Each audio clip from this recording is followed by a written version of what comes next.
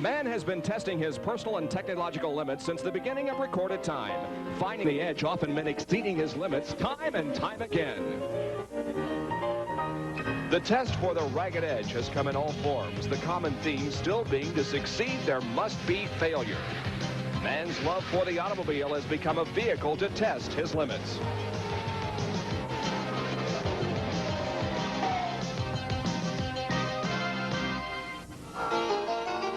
Man's thirst for speed has also taken many shapes and forms. Maybe some ideas were better left on the drawing board.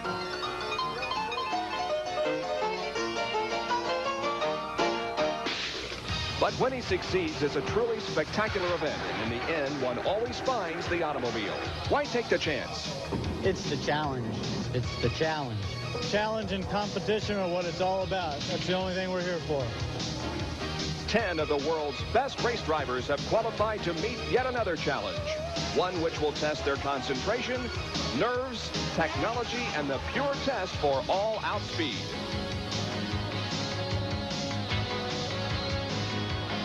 That challenge is the Marlboro Challenge, bringing 10 of championship auto racing teams' best together in Miami's Tamiami Park for a run at $770,000, a purse paying $225,000 to the winner.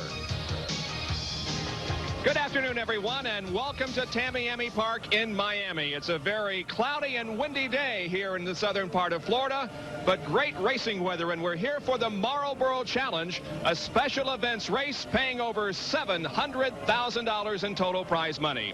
With me in the booth today is going to be IndyCar driver Derek Daly. And Derek, indeed, a lot of money up for grabs here this weekend. This is very definitely the race for riches or the dash for cash, whichever way you look at it. The machines are expendable. These people want the dollars. 10 cars and drivers are on pit road, ready to start their engines. And let's go now to the front of the grid and the brand manager for Marlboro Philip Morris, Nancy Brennan. Gentlemen, start your engines.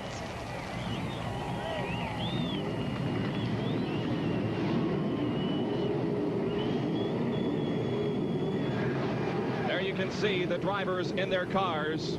With the engines running, they'll be pulling onto this 1.78-mile course for 3 warm-up laps in just a moment before we get the green flag for 42 miles of racing. And here is the starting lineup.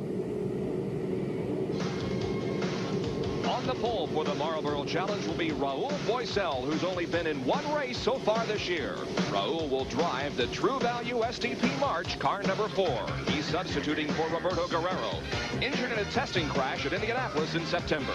But before that, Guerrero won 2 races at Phoenix and here at Mid-Ohio just before his crash. He's also been pole sitter 4 times and has won more than $637,000. Outside of row number 1, already crowned 87 car champion Bobby Rahal from Dublin, Ohio. He'll drive the True Sports Lola car number 1. It's been a great season for Bobby. He put together back-to-back wins here at Portland and later at the Meadowlands. And his win at Laguna Seca wrapped up his 2nd straight PPG crown. Rahal has won 1 pole this year and more than $693,000. Louisville, Kentucky's Danny Sullivan will start 3rd in today's Marlboro Challenge. He'll be driving an 86 March powered by a Chevy Ilmor engine. The car number is 3. Sullivan has not won a race this year, but has won on this track in 1985. Danny has been consistent this year, a couple of seconds and a 3rd here at Mid-Ohio. In all, 6 top 5 finishes have put him 8th in PPG points. Emerson Fittipaldi from Sao Paulo, Brazil will start 4th. He'll drive the Patrick Marlboro March powered by Chevy and car number 20. Emo also had back-to-back wins this year, here at Cleveland and later at Toronto, his 3rd and 4th career victories. No pole positions in 87, but a real threat to win in his American hometown. Ari Lyondike will start 5th. He's the highest in PPG points without a win. The car is the Living Well Provini March Cosworth from Himmelgarn Racing. Ari has had 6 top 5 finishes, including a 4th here at Milwaukee and a 3rd at Phoenix. His earnings of $417,000 this year has put him over the $1 million mark for his career. Starting 6th is Al Unser Jr. from Albuquerque, New Mexico. He'll drive the number 30 Domino's Pizza Hot One from Team Shearson. Al was 3rd at Elkhart Lake and also put together a 2nd place finish at the opener in Long Beach, California. He's now 6th in PPG points and has earned more than $474,000 so far this season. His father, Al Sr., starts 7th in the Penske Racing March Chevy. Al has not been a regular in the series this year, but won the big one. At Indianapolis, he became the 2nd 4-time winner of the 500. Although he came to the Speedway in May without a ride. He took over from Danny Ungaius, who was injured in a crash. Only 1 win and no poles, but earnings of more than $623,000 so far this year. Next is Michael Andretti from Nazareth, Pennsylvania in the Graco Racing March Car number 18. Michael will finish runner-up in points this year, but has had a great season. He battled with Roberto Guerrero here in Milwaukee and later took the victory. And on 2 other occasions at Michigan and Nazareth, Michael visited Victory Lane. His winnings total $614,000 for 1987. In the last row will be Rick Mears from Bakersfield, California in the Pennzoil March Chevy. He's 5th in PPG points and will finish in the top 10 in points for the 10th consecutive year. Rick won his first race since 1985 on the Pocono Tri-Oval, and it was a decisive victory of more than 17 seconds. So far this year, Mears' earnings total $485,000. And 10th on the grid, Mario Andretti from Nazareth, Pennsylvania. He'll drive the Hanna Car Wash Lola number 5. It's been an up-and-down season for Mario. Here at Milwaukee, he crashed hard after losing his rear wing, but although injured, did not miss a race. Wins came at Elkhart Lake and at Long Beach, and he was the first qualifier for the Marlboro Challenge. 7 poles, more than any other driver, and earnings of more than $788,000. Al Unser Jr. will be carrying our in-car camera. Now, we might tell you that the starting positions were determined by a draw on Thursday afternoon. The Marlboro Challenge from Miami is being brought to you by the Miller Brewing Company, sole sponsor of the U.S. Olympic Training Centers.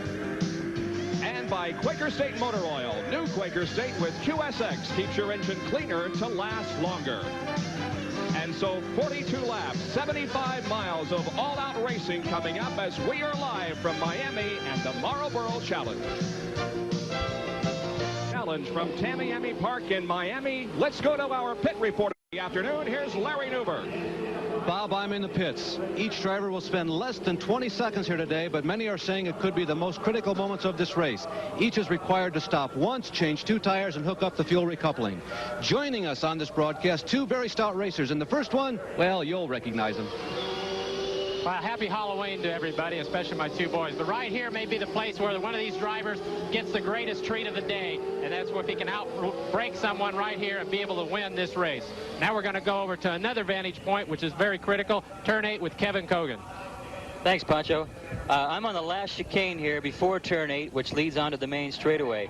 It's going to be very important for the drivers to stay very close to your opponent. If you can pass him at the end of this straight, you're going to have to be right on his tail coming off of 8 and do it just right. All right, thank you, Kevin. There once again we are in Al Unser Jr.'s car as he makes his way on this final warm-up lap.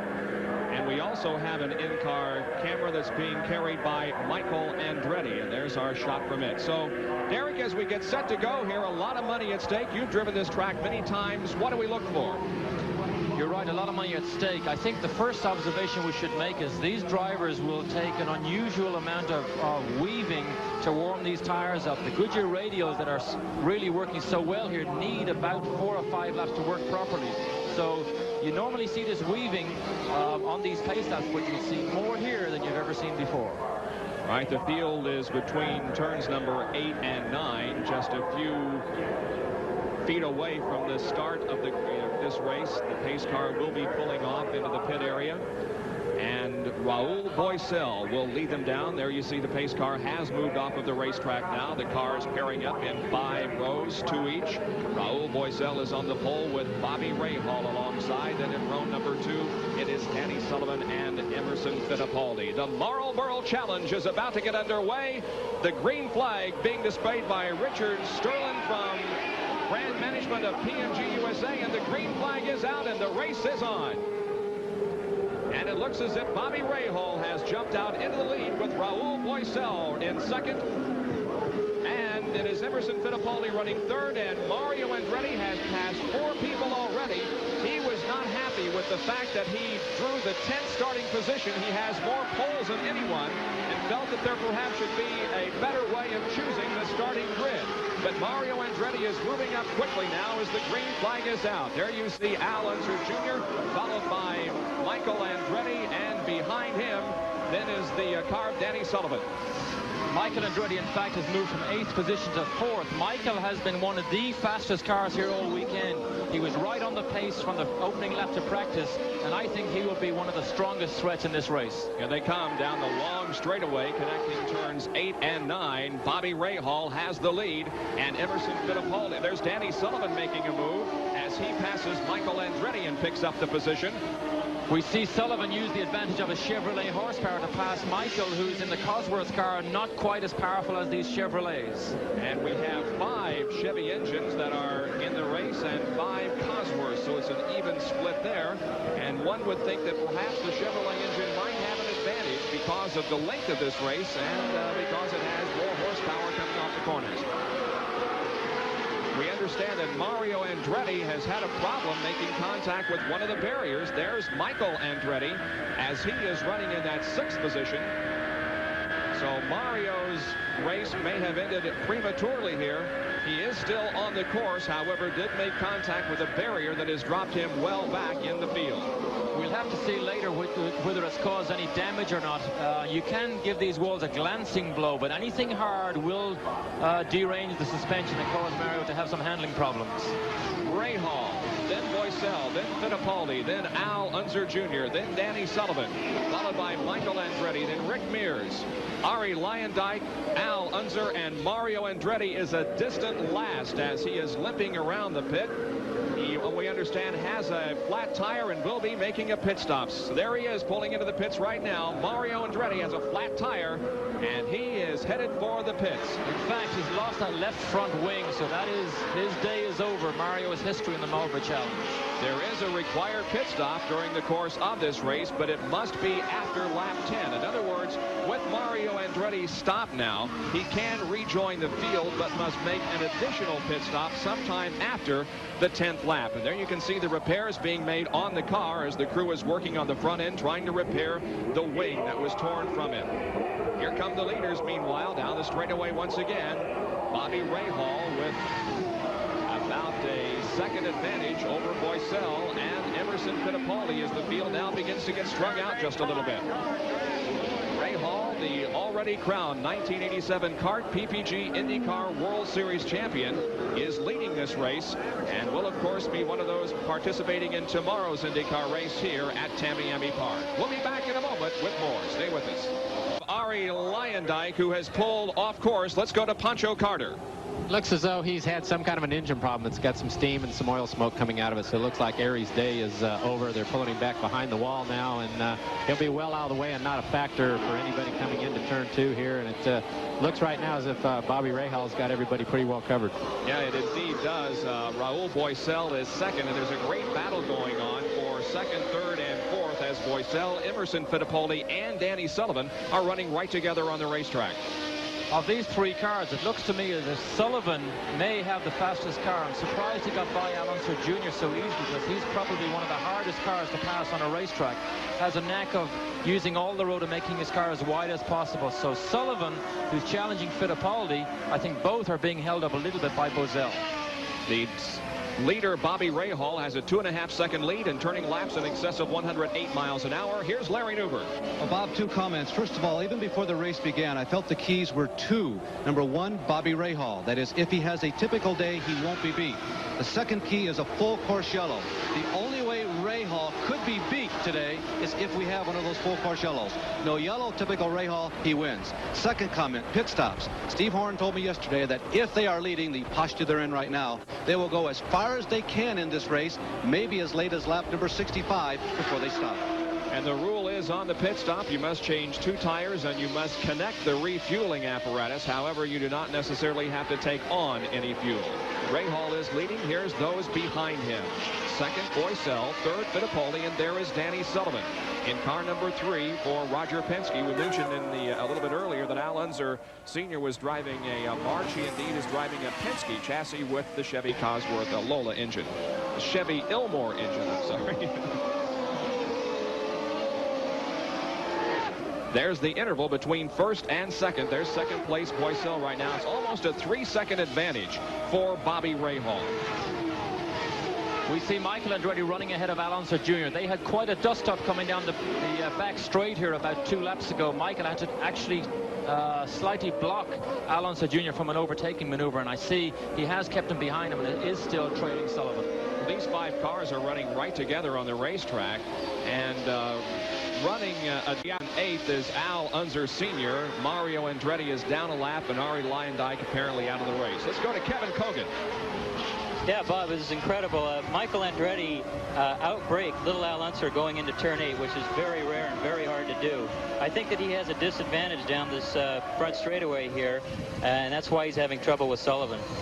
All right, Michael Andretti has moved to 5th, and Al Unser Jr. is in 6th position, and an in-car camera with Michael Andretti. I think we saw one of probably the best passes again, exactly the same place that Kevin just spoke to. And let's go back to Kevin, who can tell us from a bird's eye view what happened there.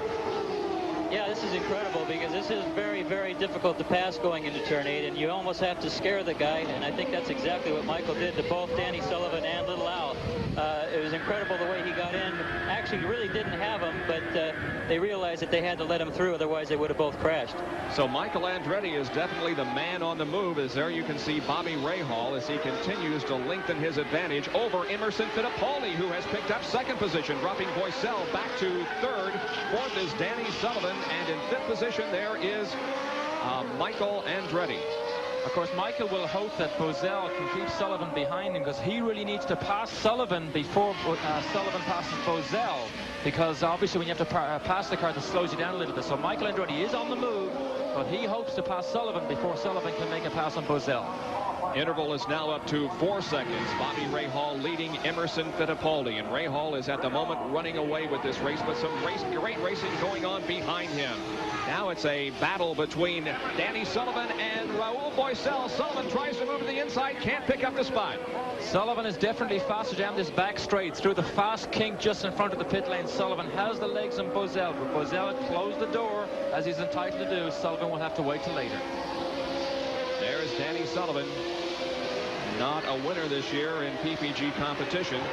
His final chance to do so will be tomorrow here at Tamiami Park in the final IndyCar race of the year. We understand that Al Unser Jr. is off course and a fire reported in that car, so Al Unser Jr. drops out of competition. For the Mario Andretti fans, Mario is back in the race. He did replace that left front wing, and he's dicing at the moment with Al Unser Sr. There is Al Unser Jr., and he was stopped, but he has restarted that car and pulls back out onto the racetrack. So Al Unser Jr. not out of the race, and we have a pit stop being made as Danny Sullivan is coming in for a pit stop. There is Sullivan moving into pit road, and this is the first pit stop of the day, regularly scheduled pit stop, and it comes on lap number 10. Now, as we indicated, you have to stop at lap 10 or beyond. Let's go to Larry. Comes in. Apparently this is his routine stop, the planned stop. As you saw, the tires on the right-hand side were changed. The fuel couplings were definitely connected, and Danny Sullivan has completed at least what you have to do. But somewhat of a surprise, one of the front runners choosing to pit early instead of late. I think that was superb Penske strategy. Sullivan could not get by Boycell on the track and was losing time. So let Boycell go ahead, make your stop, and by the time Boycell makes his stop, Sullivan may have a clearer road. That may be the strategy move of this race. So strategy being played out here. Now here's Emerson Fittipaldi still running in that 2nd position with Raul Boycell in 3rd. 4th is Michael Andretti, and Danny Sullivan just made a pit stop. He was running 5th. Back with more in just a moment. Larry Nuber, Kevin Kogan, and Pancho Carter bringing you live from Tamiami Park in Miami, the Marlboro Challenge. And some excitement already as some of the drivers have come in for a pit stop. We're on lap number 13 out of 42, and some misfortune for Michael Andretti when he came in for his routine service. This was an unfortunate situation because they actually got the tires changed, had the fuel hookup, but Michael, as he's done many times this year, has difficulty leaving the pit lane. I don't know what it is. It may be the clutch system in the March or whatever it is at the end, but you saw the engine. He got a bit of wheel spin, then it died. This is a regular problem Michael's had this year, and it's cost him a lot of money in this race. There are still 9 cars on the racetrack. The driver out of competition is Arie Luyendyk as he pulled off the course with a very badly smoking engine. There you can see how close Michael Andretti is to going a lap down, because right behind him is Bobby Rahal, the leader of this race. Let's go to Pancho Carter. Well, that's true. It's Emerson Fittipaldi is trying to catch Bobby Rahal. Maybe now that Bobby's having trouble lapping Michael, is a possibility of Emo closing the gap and making the same move he did on Raul Boesel down here in turn 2 to get the pass, be able to do that. But it'll be interesting to see how that works out, and maybe Kevin can give us an update over at his corner.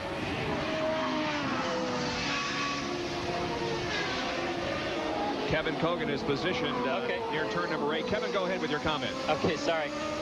It'll be interesting to see what happens with the Michael and Rahal situation, because it's going to be very important to Emerson. I know that they have a special little trick at the end of the pit for the pit stop, and it'll be interesting to see how it works out. All right, we'll keep our eyes open for that. Bobby Rahal still having difficulty lapping Michael Andretti as here comes second place Emerson Fittipaldi, shown now about 5.2 seconds behind in second position. Raul Boesel still runs third, followed by Danny Sullivan, then Rick Mears, Al Unser, and then Michael Andretti, Al Unser Jr., Mario Andretti, and Arie Luyendyk. Mario with the problem early in the race. He made contact with one of the barriers and ripped off a wing. Al Unser Jr. had problems. He pulled off course but got a restart. And, of course, Michael Andretti's problem came when his engine stalled in a pit stop. It's imperative, really, for Michael to keep Bobby behind him, because he just doesn't want to go down that lap. He probably has in the back of his mind, well, if something happens with me, maybe something can happen to Bobby during his pit stop. Let's go down to the pit lane. Larry Nuber has Roberto Guerrero.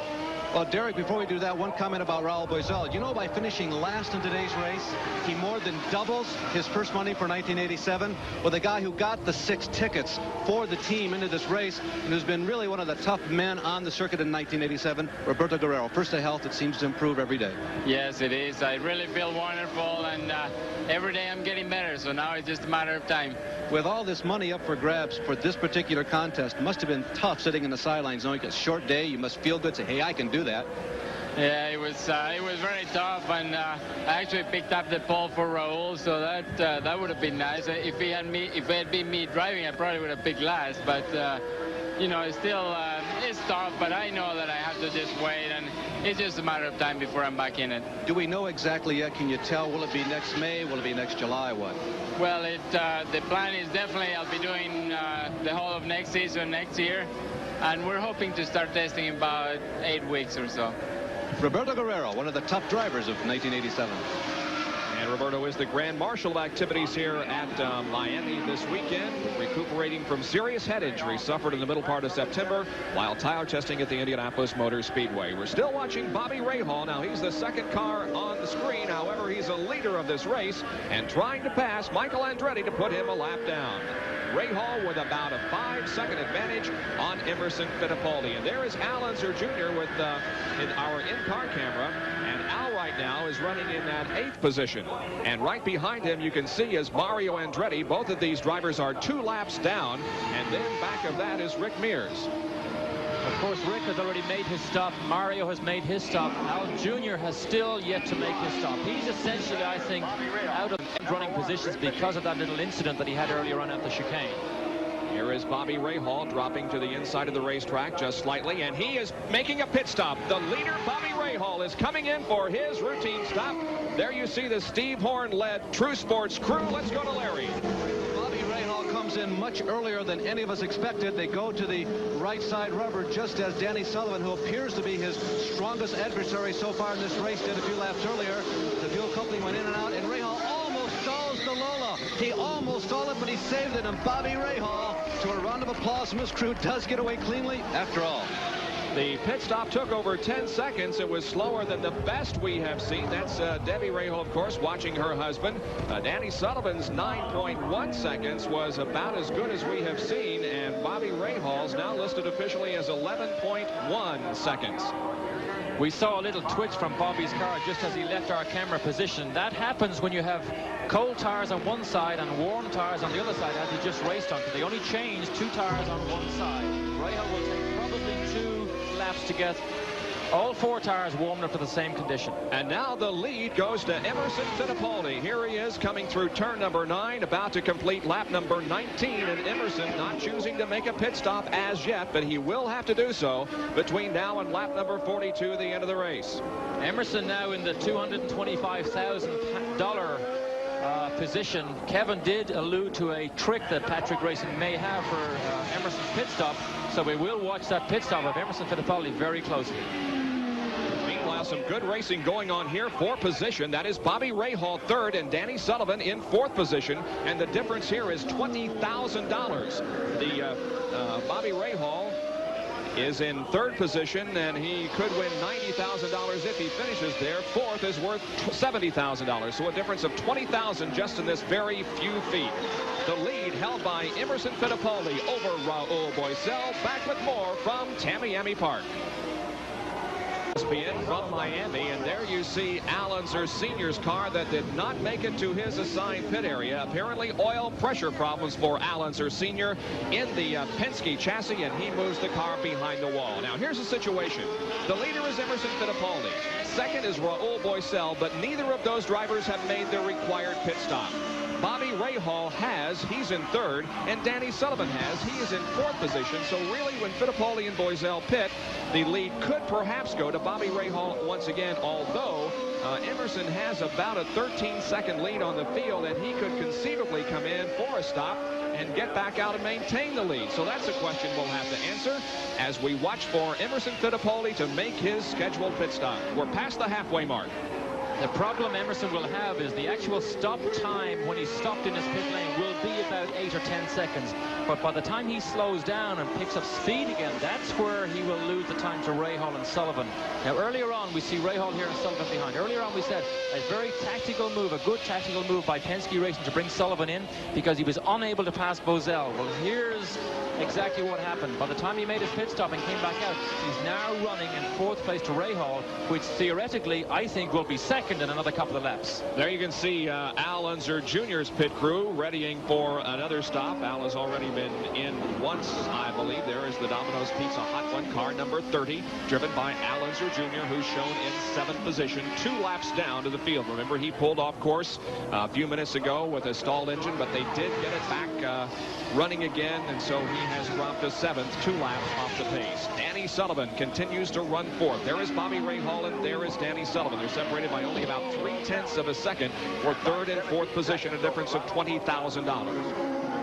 Rahal, who's very much the star of this season's racing, just seems to have a slight advantage over Sullivan. Sullivan's car has tended to be a little bit faster down the long back straight here all weekend, but Rahal just has a little handling advantage and is just able to stay enough of a distance ahead of Sullivan, so Sullivan can't make a passing attempt. And there is Al Unser Jr., and he has completed his pit stop, smoking the tires as he peels out of pit road and rejoins the race. Now, Emerson Fittipaldi has moved his lead up to over 18 seconds now as the pace is at 110.7 miles an hour. So a 17-point advantage for Emerson Fittipaldi over 2nd place Raul Boisel. Neither has made their pit stop. And here is the leader, Emerson Fittipaldi, moving to the inside and putting another lap on Al Unser Jr. So Al Unser Jr. now moves 3 laps down, and we have 4 cars on the lead lap: Fittipaldi, Boisel, Rahal, and Danny Sullivan. So the Marlboro Challenge is past the halfway point at Tamiami Park in Miami. It's a 42-lap race, 75 miles, and right now a Marlboro Challenge and an ESPN Quick Fact.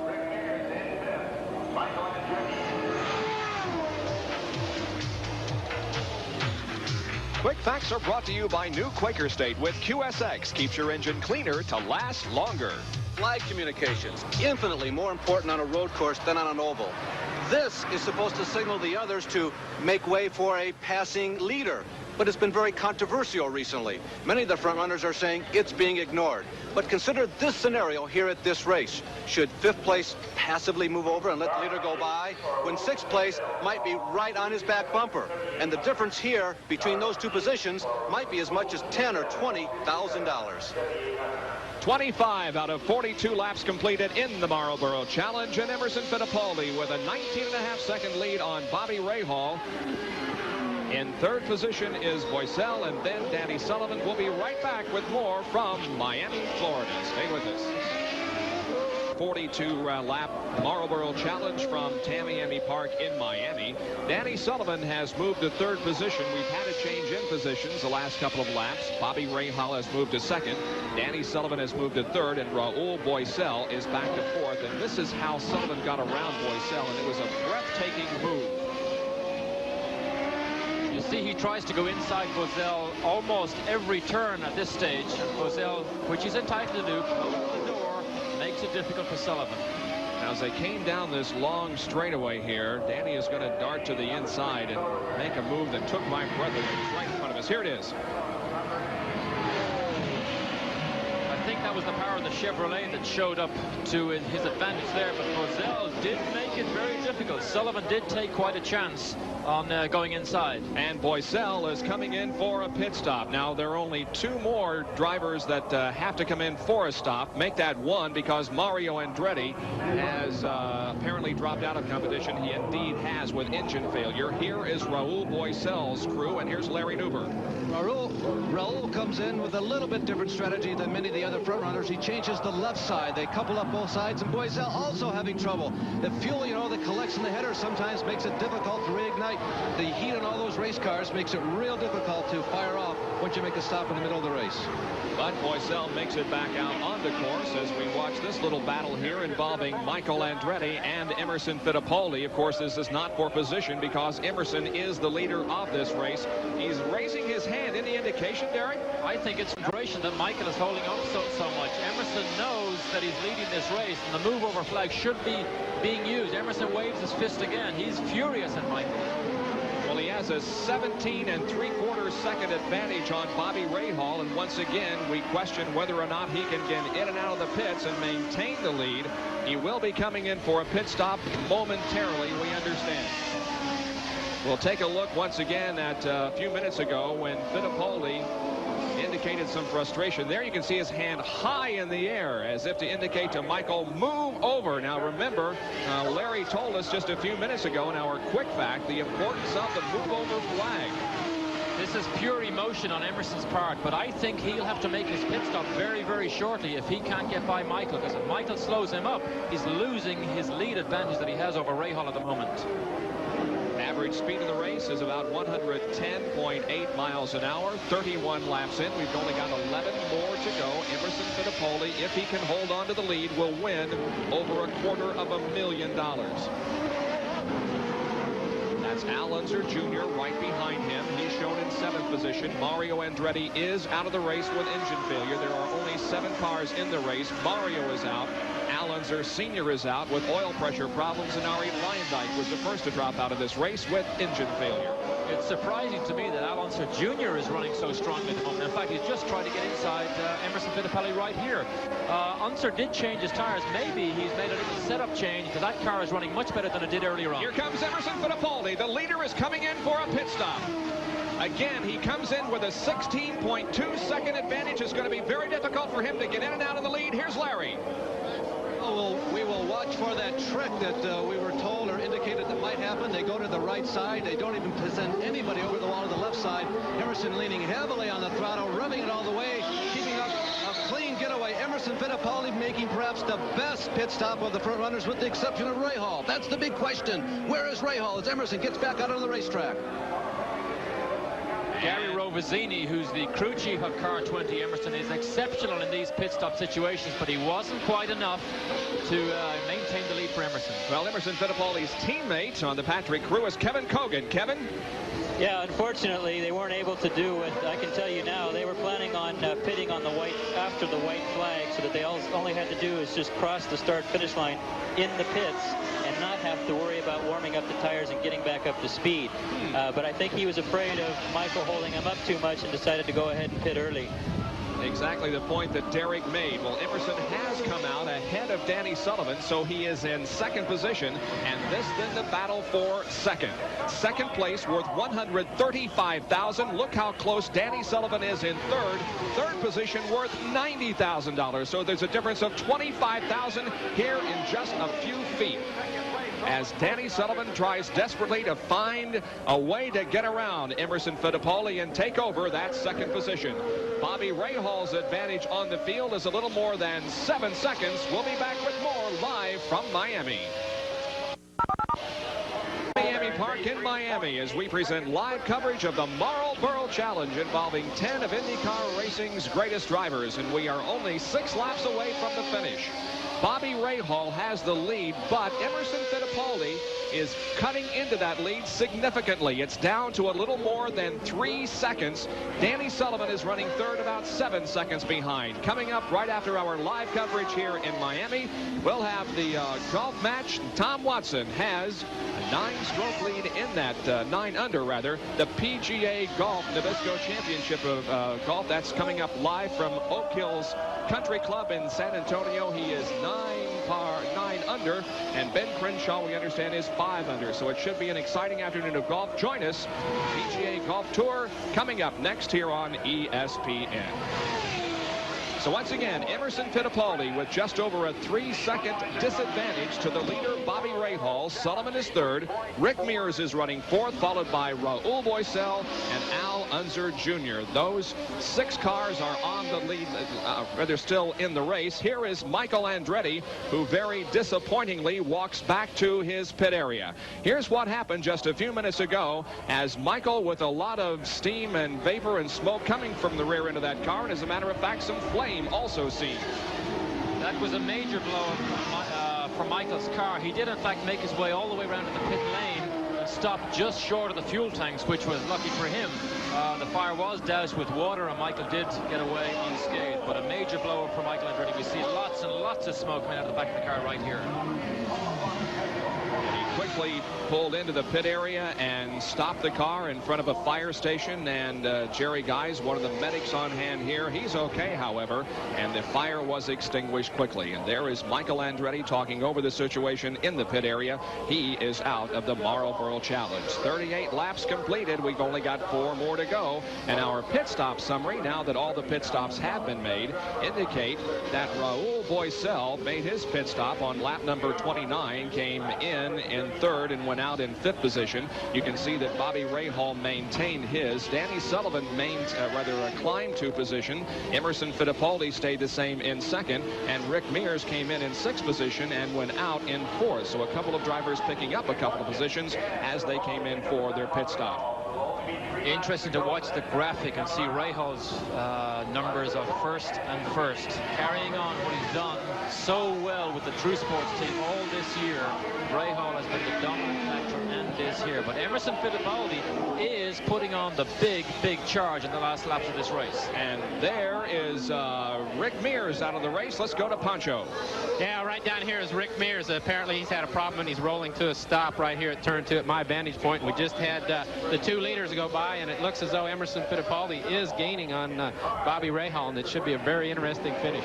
He sure is, Pancho. The interval is down now to 2.3 seconds, more than a second made up in the last 2 laps. Here's Larry in the pit area.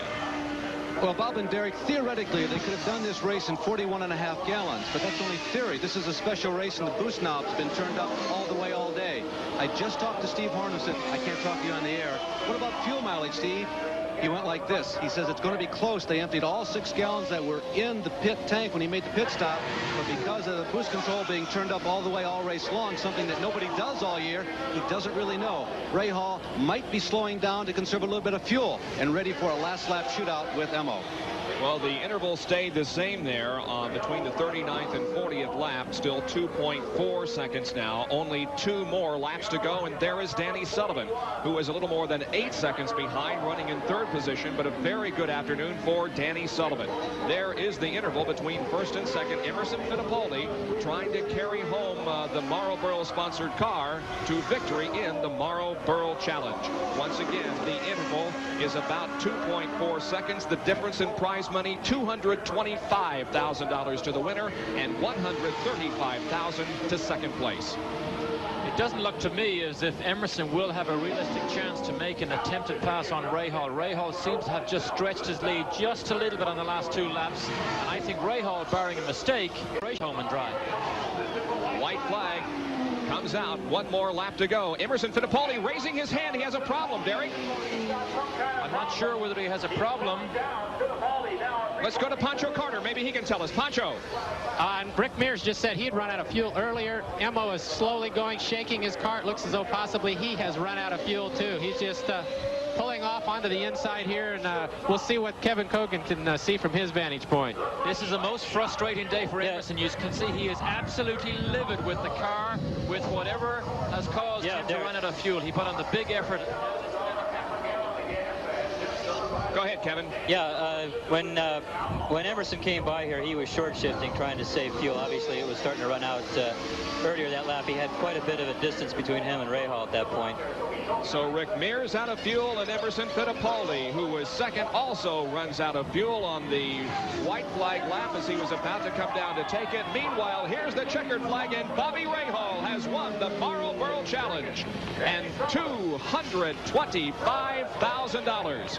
Danny Sullivan, by virtue of the fact that Fittipaldi ran out of fuel, is going to finish second and win $135,000.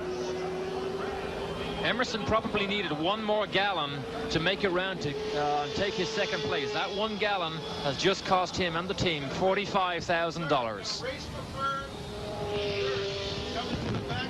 Emerson Fittipaldi with his being out of the race. Now we have a race for 3rd position here between Raul Boesel and Al Unser Jr. perhaps, although our scoring is showing Al Unser Jr. 2 laps down and Boesel only 1 lap down. So Boesel will cross the stripe and finish in 3rd position. Although Little Al was racing with him, they were separated by 1 lap. Raul Boesel finishes 3rd in the car that would have been driven by the Grand Marshal of the activities here this weekend, Roberto Guerrero. The winner, however, of the Marlboro Challenge is Bobby Rahal. He's $225,000 richer. We'll be back to talk with him right after this. Here's the story of Emerson Fittipaldi. As he was coming down for the white flag lap, the car ran out of fuel and it dropped him from 2nd position back to a 4th place finish. The winner, Bobby Rahal. Let's go to victory lane. Well, Bobby Rahal is here talking with Steve Horn. Debbie, as always, is right by our side. Bobby, a conversation about fuel even between you and Steve. Were you scared? I was scared. With about 7 laps to go, they hang out fuel. And oh my God, no, please. And I could see Emerson. I was backing off just enough where he was catching me, but I was short shifting and playing it conservatively. I figured as long as I had a second or 2, I could hold him off. Ready for a last lap shootout, eh, if necessary? Well, I'll tell you, the last 2 laps, my fuel light was flashing on and on, and this morning in qualifying it had done the same, and literally when it went on, it quit, so I was holding my breath. Now, you guys utilized, Steve told me, the entire 6 gallons that were in the pit tank when you stopped. Lots of maneuvering with the boost knob all day, or just have it turned up? No, I had it up all the way. I was just trying to conserve my revs. When Emerson, when Michael came out ahead of me and he was kind of slowing me up, and we came in to stop, I knew I had to close out. I had to drive hard to, so that when Emerson pitted, we'd be able to get ahead of him in the pits. And everything's been lucky this year. I guess it's just another example. Not only this year, but Bobby Rahal is the only American IndyCar driver who has ever made over $1 million in a single year. Now he's over $900,000 for 1987. As a matter of fact, the $225,000 he wins today brings his yearly winnings to $918,998. Back in a moment. Miami, 2nd place, Danny Sullivan, $135,000. Raul Boesel finishes 3rd, wins $90,000. In 4th place was Emerson Fittipaldi, and then Al Unser Jr. Rick Mears was 6th. Michael Andretti 7th. Mario Andretti was 8th. Al Unser was 9th. And Ari Leyendyk only completed about 4 laps and finishes in 10th position. Let's go to Pancho Carter. Well, I'm down here in turn 2, and it ended up being a very expensive parking lot. Not only did Rick Mears run out of fuel down here, but Emerson Fittipaldi, making his charge for the win, did. And also after the race, Al Unser, who's being the last car towed out of here, is also out of fuel. So it looks as though the race was more of an economy run than it was actually a race or a dash, you might say. We spoke about the cost of that gallon of fuel for Emerson earlier on. In fact, when he dropped to 4th position, $95,000 that gallon of fuel cost Emerson and Patrick Racing. A very expensive gallon of fuel. There's the number 8 car of Rick Mears being towed back to the pit area as his reason for being out of the race officially listed as an electrical problem. Well, let's go to Larry Nuber, who's with our 2nd place finisher, Danny Sullivan. This is Danny, obviously recognized the sunglasses. Danny, everybody else was concerned about fuel. How about your team? Well, obviously we were. Rick ran out. That's why we stopped early. And unfortunately, when I got behind Bobby, and we just figured we didn't have quite enough to run that sort of pace. So we turned the boost down and backed off in the RPM. I wanted to stay about 3 or 4 seconds, and at the end maybe turn it up, but then I blistered real badly a rear tire, so that kind of lost that. And then Emerson came out. We didn't know how he got us there, but he did, and unfortunate for him, but fortunately for us, we got put back into 2nd. Danny, what about that early pit stop? Had you planned to do that all along, or was it because of traffic? No, we had planned to do, well, we had some contingency plans. If we were stuck in traffic and we thought we were faster, we were going to go ahead and stop. If we'd been running out in the lead like where Bobby was, we would have kept going, provided we were pulling away from the pack. So we were just kind of dancing a little bit there, and it worked out okay. Bobby, or Danny Sullivan rather, the most successful of the drivers who didn't have one of those free tickets to get into this race. All right, thank you, Larry. There is Bobby Rahal receiving the congratulations and being talked to by the public address announcer. Well, PGA Golf, the Nabisco Championship, coming up in just a few moments here on ESPN. Later, we have CFA football with Air Force versus BYU, and then Florida against Auburn. The Marlboro Challenge from Tamiami Park in Miami has been brought to you by Miller High Life. Miller, made the American way since 1855. And by Quaker State Motor Oil. New Quaker State with QSX keeps your engine cleaner to last longer. My thanks to Larry Nuber, who worked the pit area, to Pancho Carter, who was positioned in turn number 2, and to Kevin Cogan, who was positioned in turn number 8, and to Derek Daly, who is with me in the booth. We wish all of those 3 gentlemen the very best tomorrow in the IndyCar race here. For now, this is Bob Jenkins. So long, everyone.